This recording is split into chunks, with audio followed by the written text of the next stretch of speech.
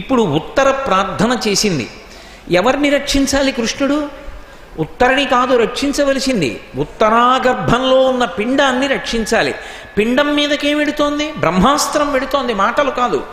ఇప్పుడు ఉత్తర గర్భంలోకి వెళ్ళాలి. గర్భంలోకి వెళ్ళి గర్భ సంచిలోకి వెళ్ళడం కాదు, ఏమీ తెలియకుండా అప్పుడే ఊపిరి పోసుకుని ఇక కొద్ది రోజులలో ప్రసవానికి సిద్ధపడుతూ భయపడిపోతూ అగ్నిజ్వాలల వంక చూస్తున్నటువంటి ఆ శిశువుకి వచ్చేసినటువంటి అగ్నిహోత్రంతో కూడుకున్న అస్త్రానికి మధ్యలోకి వెళ్ళి నిలబడి బ్రహ్మాస్త్రాన్ని తనలోకి పుచ్చుకోవాలి.